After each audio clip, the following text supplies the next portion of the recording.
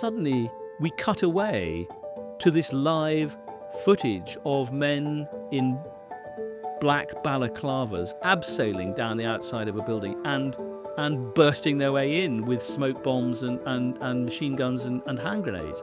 And it was just the most extraordinary sight. Welcome to the History Extra Podcast. Fascinating historical conversations from the makers of BBC History Magazine. In May 1980, TV coverage of the World Snooker Final was interrupted by live footage of men in black balaclavas abseiling down the walls of the Iranian Embassy in London. This was Operation Nimrod, a daring SAS plan to free dozens of hostages who'd been held captive in the building for almost a week by a group of gunmen. In his new book, the best-selling author Ben Macintyre tells the story of the Iranian Embassy siege, from its roots in the Middle East to its incredibly dramatic conclusion. Ben spoke to Rob Attar about this defining event of Margaret Thatcher's premiership. Ben, the Iranian Embassy siege is one of the most famous events in modern British history. So I was interested to know what new insights you wanted to bring to the story with this book. You're right. It is one of those events that pretty much anybody over 60 has an immediate memory of, and even many younger people will have heard about. My reason for wanting to write about it was, in a way, precisely that. It is also one of the most heavily mythologized events in modern history. It's highly significant. It does change Britain in significant ways. But many people have a sort of a view of it that is coloured by the sort of drama. And by that I mean that many people see it as a kind of example of great SAS daring do, which it was. There's no doubt about it. But it's actually a much more complicated and a much more interesting story than that. If you asked the average person what was this conflict about, they would probably say, oh, well, it was after the Iranian Revolution, so it was about Islamic fundamentalism, which in a way it was, except that these particular gunmen, these 6 Arabs who took over, Iranian Arabs who took over the Iranian Embassy in 1980, were actually fighting for autonomy within Iran. They were opposed to the Ayatollah and his new regime, and they chose Britain as a target because they believed that Britain was also sympathetic to their cause, that they would get a fair hearing, and that Britain was also opposed to the Ayatollah's fundamentalist new regime. So there's a lot of mythology surrounding it. There's a lot of misunderstanding about what actually happened, and I loved writing it because it's a story that, in a way, takes place in a very enclosed theatre. It's 26 hostages are held effectively in one room inside this building. So with enough material, one can tell almost minute to minute what happened. And it's about, well, it is a story about sort of military daring do at the end. Actually, it's really a story about personality and character, this one. It's about what ordinary people do in absolutely extraordinary circumstances. And as you said there, perhaps if you came to this fresh, you wouldn't necessarily know exactly who the hostages were, what the motivations were of the people. It kind of like the opposite of what you'd expect in a way, because you have this image of Britain and Iran being enemies, but actually at this point, they were almost allies in a weird way. So what do we need to know about the Middle East in 1980 to get a handle on this story? I would argue that the Iranian Revolution of 1979 is in some ways the most important event of the latter half of the 20th century. It changes everything. If there's no Iranian Revolution, really, in the long run, there's no Iraq War, there's no Afghanistan invasion, there's no 9/11. International terrorism takes a very different shape. And you know, the modern world would be completely different. We are facing a situation in Gaza in which the Iranians are deeply involved with their backing of Hezbollah and so on. So this is a highly significant moment. What one needs to know is that in 1980, when this happened, all of that world had not settled down. The Iranian regime was still highly unstable. They hadn't got full control. And various of the participants in the revolution were looking for payback. They were looking for support from the Ayatollah's regime. And one of those groups were those Arabs, the minority Arabs who lived in the corner of Iran that contains most of the oil. It's a very oil-rich area. And they were looking for greater rights. They had supported the revolution, and they believed that the Ayatollah was going to come through with a promise to give them their own individual rights and self-government to some extent. This didn't happen. Not only did it not happen, the Ayatollah's brutal security forces clamped down ferociously on the Arab insurgency operation going on down there. And from that emerged this little group, these 6 men trained in Iraq, backed by Saddam Hussein, who decided to stage a terrorist spectacular in central London.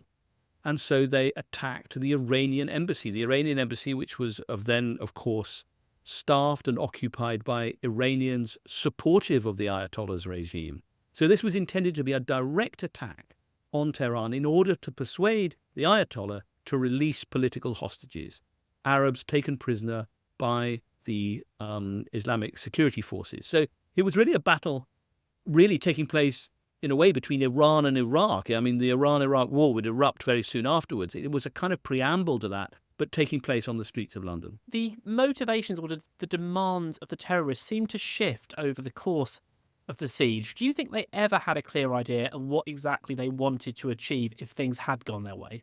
These were, to be honest, like most terrorists, activists, these were people who had been fooled. They were naive. They had really very little idea what they were doing. They believed that, and had been told by the Iraqi intelligence service, note, which is deeply opposed to Iran, that they would stage this occupation. They wouldn't have to kill anyone. They would enable the release of their fellow Arabs from Iranian prisons, and then they would simply be put on a plane and flown back to the Middle East. That is what they believed would happen. Now, that sounds like an enormously naive assumption. It was pretty naive, but it was not without precedent. I mean, this was a period when these kind of terrorist spectaculars could prove incredibly successful, and the perpetrators, in some cases, were able to get away with it. They were able to persuade governments to fly them back to safety. And I think that is exactly what these 6, who called themselves the Group of the Martyr, believed was going to happen. And it's interesting, isn't it? Because I think nowadays when we think of terrorists, we think of people who are intensely violent with little compunction about shedding innocent people's lives. But actually, these 6 terrorists had quite an ambiguous view of violence, and actually often were quite keen to avoid killing the hostages. That's correct. I mean, they're a complicated crew. Look, one shouldn't dignify them. They were men of violence. They were people who had been brutalized by events back in Iran. In several of their cases, family members had been tortured and murdered by the Iranian security services. So these were people who had their own stories. Now, that doesn't forgive or excuse in any way what they did. They were prepared to kill. They did kill. They did not, I suspect, want to kill, except in 1 or 2 occasions. And these are individuals. Again, one has to be careful not to lump them together as sort of one entity. One of the things I've tried to do with this book is to explore the different motivations of the different people involved, and that goes for the gunmen as well. But these are not suicide bombers. These are not people bent on wanton destruction. They are violent. They have tasted violence, and they are prepared to die. But they don't want to die, and they don't want to kill. And that, I think, is one of the strange things that emerges from this story. I was lucky enough to interview a wonderful man, Professor Gunn, who was the police psychiatrist on the scene, whose notes and his information on this is absolutely fascinating, because his job was to listen in to everything that was going on inside that building, the negotiations, and also the eavesdropping equipment that had been put into it. And he developed a very sophisticated and extremely acute idea of these men. And it's not that it's a sympathetic view, but it is a human view that he emerged with. As you alluded to earlier, there were previous instances where Western governments had negotiated with terrorists in similar situations, but Britain wasn't prepared to. How much do we need to put this down to Margaret Thatcher and her views on this kind of situation? Margaret Thatcher had been in power at this point for less than a year. She had not faced a major test of this sort yet, but she was, the troubles in Northern Ireland were reaching a sort of an appalling crescendo. She knew she was going to face terrorist problems, and in a way, this became the template for the way that she would deal with them. Margaret Thatcher made it absolutely clear, pretty much from the beginning, that while they were happy to keep talking, she was happy for the police to keep negotiating. She was not going to grant these people who had already committed crimes on British soil simply by breaking into the embassy. She was not going to let them get away with it. They were not going to be allowed to climb on a plane and fly away. Although Britain in the past had done that. I mean, there was precedent for this happening in the Heath, under the Heath government. There was an example of a Palestinian guerrilla who had hijacked a plane, had been captured in Britain, but then had been swapped out, had been sent back, and is she still alive? Leila Khaled. You know, these stories have great currency in the Middle East, and these gunmen were fully aware of the precedents. So you already have a complete disconnect between what one side wanted and what the other side was prepared to grant. And of course, it put the police really in a very difficult position from the beginning, which was that they were told, keep talking, give them anything they want, give them food, give them drink, they can even have access to media eventually. They allowed them to get their message out. But they are not going to get away. They're not going to be allowed simply to leave the country. And Thatcher made that absolutely clear from the beginning. And in a way, it put the stamp on her premiership. Forgive the pun, but this was the moment when, the mettle of the Iron Lady was being tested. And she came, it became, as I say, it became sort of, in a way, symbolic of her, the way she would behave and administer the country thereafter. And many people feel that, in a way, the Falklands campaign has a direct link to this. Her attitude towards Irish terrorism, an absolutely uncompromising, we do not negotiate with terrorists, sprang from this event. So it is highly significant in that respect. There was another government who demands were being made of by the terrorists, which was, of course, the Iranian regime. Were they prepared to grant any concessions at all? Absolutely not. I mean, again, one has to put this in context. As this siege was taking place on the streets of London, the American embassy in Tehran was under siege from militant students, we call them. They weren't necessarily all students. A lot of them were, security services of the Ayatollah's regime. So you've got two hostage situations going on simultaneously. You've got the Iranians facing, creating their own hostage situation within Iran, and then you've got this sort of satellite one here.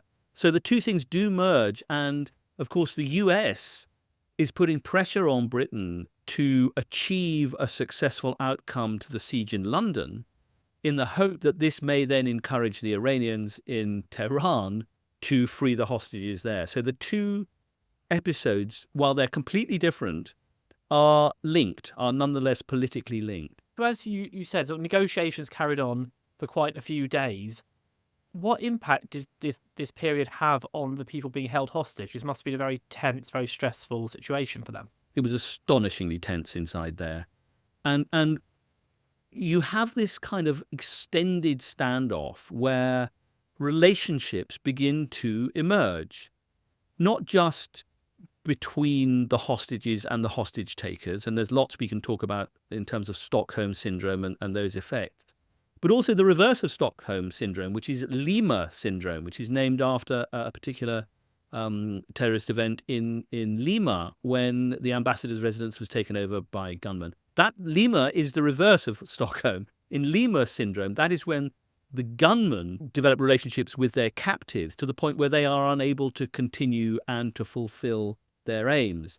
So not only do you have these extraordinary relationships and detailed minute by minute and hour by hour, you also have emerging relationships between the gunmen and the hostage negotiators, the police, the handful of police who were working the telephones and other methods of trying to contact them. You have relationships among the police. You have relationships between the police and the SAS. And all of these are taking place in circumstances of incredible stress. Within hours, the siege situation became the biggest media story in the world.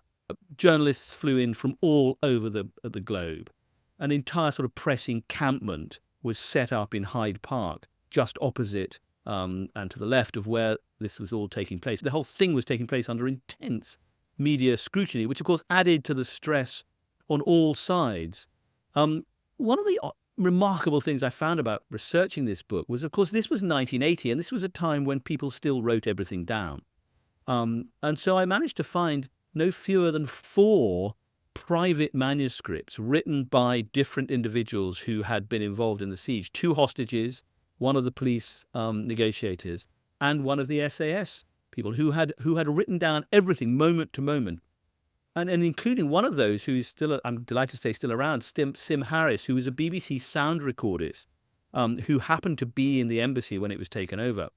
And in a wonderful sort of journalistic reflex, Sim Harris wrote a diary, which has never been published, in which he gave a vivid account of everything that was happening inside. He even drew little sort of caricatures of the different people involved, and that's been an astonishing resource.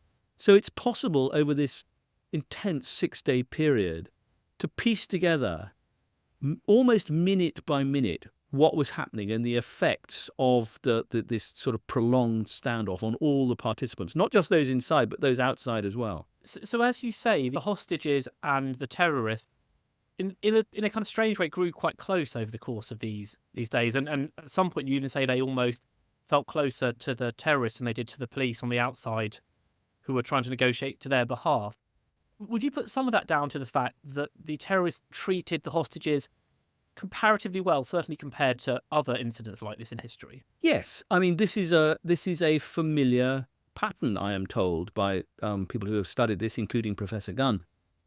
What happens over time is that in many instances the hostages come to see the hostage takers as their protectors. I know that sounds completely contradictory, but they come to see the police outside as working against them, taking too long, not providing the answers, not acceding to what they begin to perceive as the hostage takers' perfectly reasonable demands. So you have this strange elision, really, where the hostages and the hostage takers begin to find common cause against the people outside, and this happens frequently in these situations.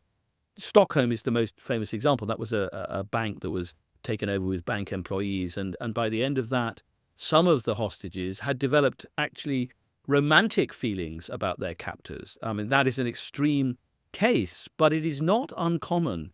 And certainly in the course of these 6 days, some, not all of the hostages, began to see the hostage takers in really quite a sympathetic light, and vice versa. I mean, it has to be said that some of the younger gunmen also began to feel a great sympathy for the people that they had taken captive. And as time went on, they began to share food together. Food would be sent in by the police. They began to discuss their lives with each other, as people do when they are locked up together. And they began to find that they had a sort of humanity in common. One shouldn't exaggerate this. Some of the gunmen were very, very dangerous people indeed, who were prepared and would shed blood. But certainly the younger ones, there began to be a sort of sympathy. And there's an extraordinary moment, actually, when they'd all been sent in some sort of takeaway food in takeaway cartons. And one of the hostages said, well, we need to celebrate this moment. Because at that point, they felt they were all going to get out alive. They didn't. And he said, we must all sign a memento. So he tore up these takeaway boxes, and everyone signed their names with little messages to each other. And what strikes me is just how sort of friendly those messages between hostages and hostage takers. I've seen the actual artifact. It survived amazingly. And at the same time, one of the gunmen found an Instamatic camera in a drawer in the embassy and took what can only be described as kind of souvenir photographs, which appear in the book, many of them for the first time. And it looks almost like they're having a picnic together in this extraordinarily enclosed world. Of course, they had no real idea of quite what was happening outside. They didn't know that a massive police presence had been drawn up, a great cordon around the building. They knew there were sort of demonstrators. They could hear the chanting outside, but they didn't know quite the scale.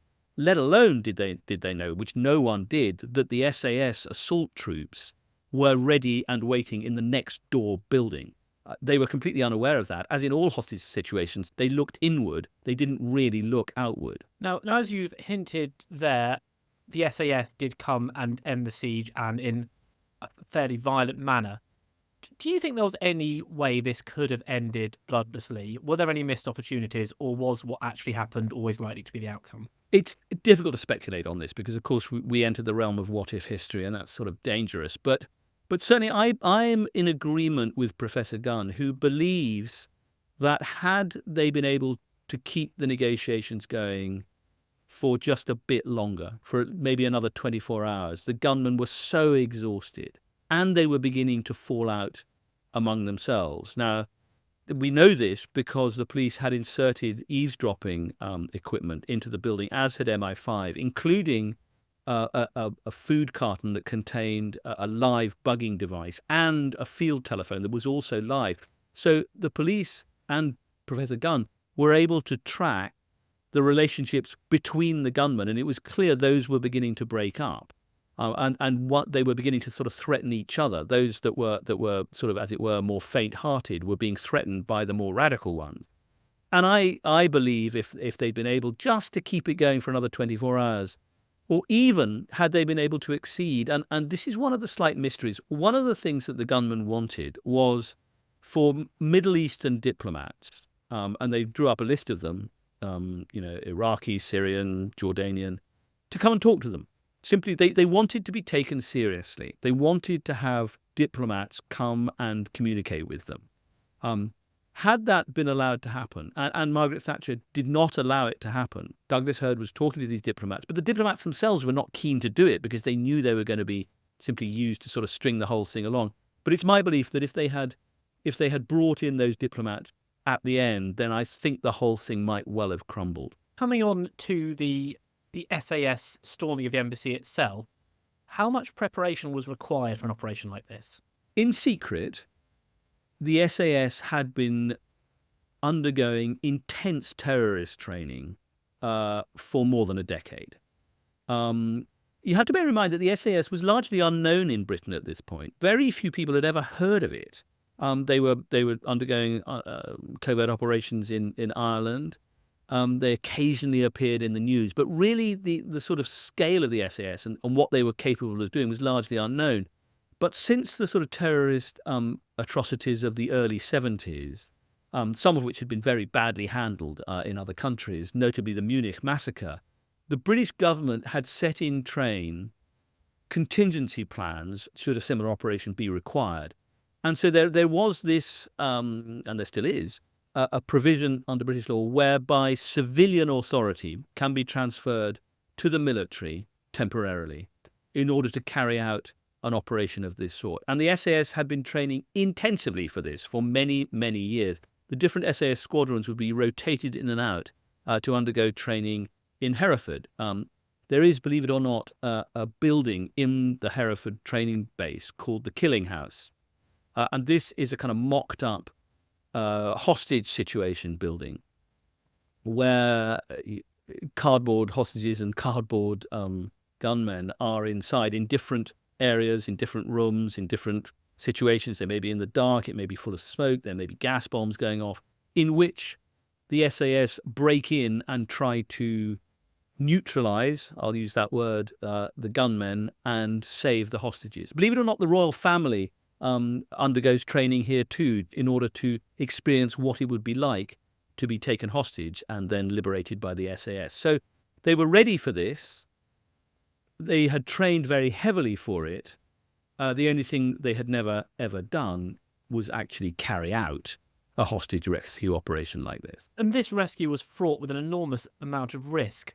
So how difficult a decision was it to authorise the SAS to storm the embassy? I think it was a terribly difficult decision. It was only taken when the police became convinced and the politicians, and don't forget the Cobra meeting is taking place simultaneous to all of this. Inside Whitehall, the emergency Cobra meeting, chaired by Willie Whitelaw, the Home Secretary, but very closely monitored by Margaret Thatcher, was taking place 24 hours a day to make precisely this decision if it became necessary. But it was an extremely difficult moment, and I think for the policeman in overall charge of the operation, John Dello, it was a terrible moment, actually, when he felt, because they believed that 2 hostages had been killed by this point, that they had to hand over to the military. And it was with a very heavy heart. And in fact, I know people who were in that room who described the moment when he signed a piece of paper handing over authority to the SAS to carry out what was codenamed Operation Nimrod. And in a way, I think it was the lowest moment of his career because he felt he'd failed. I mean, the police hoped and wished to end this standoff bloodlessly. That was their aim right from the beginning, and it became impossible to do so. Perhaps they would never have been able to do that. That's speculation again. But it was a very difficult moment, and the likelihood of success was very low indeed. I mean, Peter de la Billière, the director of Special Forces in Britain, had warned the Cobra Committee that there would likely be 40% casualties at best. And don't forget, this was incredibly well planned. The whole thing had, floor by floor, minute by minute, man by man, the SAS had specific tasks to do. It could not have been more. But even so, they were expecting 40% casualties. Now, we don't have time here to go blow by blow through what actually happened with the storming of the embassy. But I think it's fair to say that it was a success, certainly compared to their worst fears of what might happen. What would you attribute that to, the fact that it did go so well, if that's the right way to describe it? I would say, this is a bit random, but I would say 50% planning and 50% luck. I mean, even today, the soldiers who participated in this operation, and I've interviewed, I think, pretty much all of them now, say we were incredibly fortunate. I mean, the bullets were flying everywhere. The guns were going off, the grenades were going off, the tear gas was spreading throughout the building. They were attacking front, back, and through the roof and up through the basement. It was dark. It was filled with smoke. It's amazing that only one SAS soldier was slightly wounded. And yes, it was a success. They got pretty much all the hostages out. But it was partly down to planning. And again, there's an unsung hero in this story. He's one of the ones that I do name by his real name, Hector Gullen, who was the major. He's never been celebrated before, but he's one of, somebody joked to me when I was setting out on this. They said if everybody who claimed to be involved in that SAS operation had actually been involved in that SAS operation, the balcony would have fallen off. I mean, so many what they call in the SAS Walter Mitty characters have cropped up since saying, oh, I was there. Well, Hector Gullen is the reverse. He's someone who really was there, who organised and commanded the whole thing, but who has never, up until this point, gone public. So yes, I think it's partly down to just really very careful planning, very good training, and courage. I mean, courage comes in all sorts of forms. There are many forms of bravery. The hostages showed some of them. Not all of them. I mean, people behave in different ways. And some, again, but not all of the SAS did what they were trained to do. And they did it spectacularly well. You can argue they did it too well. I mean, you can argue that it was that they went in very, very hard indeed. That's what they were trained to do. There have been inquiries since about the nature of what they did and so on. There were inquests afterwards. But I think pretty much everyone agrees that they were given a brief and they carried it out. And this was all unfolding live on TV as well. People were watching this as it was happening. How unprecedented was that for this kind of operation? Well, completely. I mean, I was a 17-year-old at school. I was watching the snooker final between Hurricane Higgins and Cliff Thorburn. It was getting quite exciting, actually. It was down to the last couple of frames. And suddenly, I was watching it with my dad, and suddenly we cut away to this live footage of men in black balaclavas abseiling down the outside of a building and bursting their way in with smoke bombs and machine guns and hand grenades. And it was just the most extraordinary sight. It seems odd to hear this. I mean, a younger generation will not really believe this, but, we were not used to seeing live news like that. It just didn't happen. And here suddenly, on every channel, all three of them, was this being broadcast live. And I think, in a way, it was as much of a media sensation as it was anything else. I think it's one of the reasons I, in the end, became a journalist, was that I'd never seen news portrayed in quite such an exciting and immediate way. And of course, we're used to it now. There's footage of everything immediately as it is happening. We're used to seeing the news happen in real time. This was really the first time And it was absolutely astonishing as a sort of as a media event. Very controversial too, as well, because of course there were those on the outside who said if the gunmen inside had been watching television as this was unfolding, they would have seen the attack taking place and they could have taken preventative measures. That was a fear. Actually, it's an ungrounded fear because MI5 had cut off all the television aerials, so there was no way they were actually going to be able to see it. But certainly there were fears that they might actually see this while it was going on, that not only would it be viewed from outside, actually the thing might have been seen from inside. And it was transformative, wasn't it, for the reputation of the SAS after this? Yeah, the SAS became almost instantly a household name. I mean, ever after, newspaper cartoonists were forever portraying Margaret Thatcher in a balaclava helmet, abseiling down the outside of a building, whatever sort of tough policy she was unveiling. She was always being compared to the SAS. Yes, I mean, the SAS became suddenly the most famous special forces group in the world. And other governments from around the world began to ask for SAS help with their own terrorist incidents.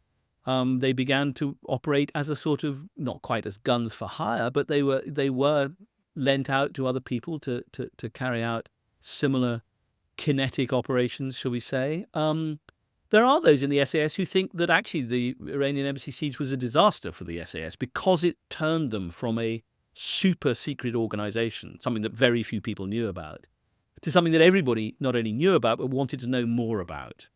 And it's created a situation for the SAS that they still wrestle with in some ways, which is that they're, in a way, the victims of their own notoriety. They are an intensely secretive organization who nonetheless flourish, as it were, on their mystique. So they're always caught slightly between wanting to be secret and wanting to tell their stories.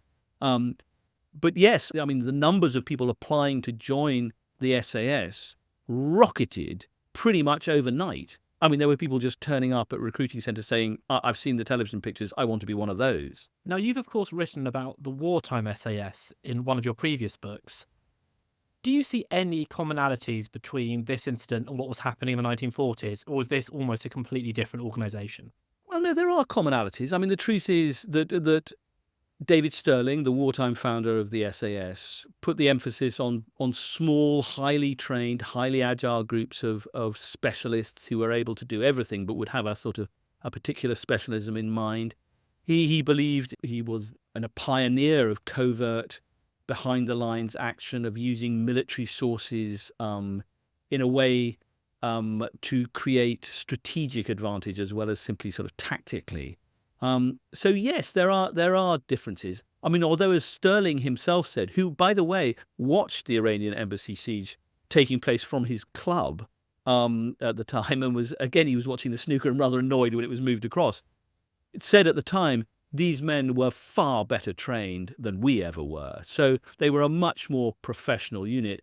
The mob in the desert, the sort of Rogue Heroes team, were a much more sort of, what can we say, rascally group of rogues. By 1980, the SAS had become a highly professional, highly trained group of specialists, really. So there are both commonalities and contrasts. Coming on to the legacy of the 1980 siege, what impact did it have on the situation in Iran and the Middle East? Well, I think there was a perception that the successful conclusion to the siege would somehow encourage the Ayatollah's government to look more kindly on Britain, and more specifically to look more kindly on the American hostages that it was holding in Tehran. Nothing of the sort took place. The Iranians were not going to be swayed by this operation. They were pleased with the outcome. Their diplomats were released. The long-term impact, I think, one of the fascinating things is that hostage situations of this sort, which had been absolutely sort of de rigueur, if you like, during the 1970s, they happened all the time. I mean, attacking diplomatic premises and taking sort of diplomatic hostages was something that international terrorists did a lot of. It stopped. There are very, very few examples of that happening ever again after this. And I think it created a switch in focus for many terrorist groups. They began to aim away from diplomatic premises in the belief that it wasn't really going to work. And so I think there was that sort of very obvious impact. And in terms of politics, as I say, it really did set the stamp on Margaret Thatcher's approach to terrorism. I think her attitude towards the IRA hardened massively with all the consequences that we know sprang from that. So it is a highly significant moment in that way. The book is full, amid all the tension and the violence, it's full of these incredible details and human stories. And I just wonder if there were any of those that particularly stayed with you having written the book. Yes, many of them. This is a book in a funny way, though it is a story about sort of military courage and bravado and so on. It's really a story about relationships and personalities and the way individual people behave in extraordinary circumstances, not of their making. I mean, nobody inside that embassy had any inkling of what was going to happen that morning, sort of drizzly April morning. They just, obviously, many of them were there by accident. There was a carpet salesman, there was a doctor who happened to be passing through. There were these 2 BBC journalists who were applying for visas. None of them had any conception that they were going to be swept up. And the different ways that they responded to it is, in a way, the sort of, this doesn't sound too pompous, but the sort of warp and weft of this story is how individuals respond to unexpected circumstances. And in many instances, there's a sort of black humor that emerges in moments of stress. And there are some very funny moments inside this building, believe it or not. Even though the threat of death and destruction and the whole place being blown up is hanging over all of them, they begin to sort of develop their own sort of internal jokes and running commentaries. And there's a particular character, Trevor Locke, who was the diplomatic protection group officer who was guarding the front door when the terrorists burst in, was bundled back and injured, in fact. Here, the glass was shot out in the front door and went into his face, so his face was covered in blood. But so he was the only sort of officer inside. He had a gun. He had kept a gun hidden under his tunic. And he kept that gun for 6 days without it being discovered. And to me, that was an astonishing extra level of stress. He could have tried to use it at any moment, and he would have used it if the shooting had started. I think Trevor would have had to pull his gun. But the internal sort of story that went on inside his own head, I've spoken many times to Trevor, and he's an absolutely extraordinary man. He's not a kind of Sweeney type policeman, as he himself put it. He's a sort of Dixon of Dock Green type policeman who was there for sort of community policing. And yet he had this kind of core of bravery. And I don't want to give away what happens, but had he not been there, I think the story of what happened in that embassy would have been very different and very much bloodier. So he, in a way, emerges as one of the central characters in this story, a quiet, unassuming hero, in a way.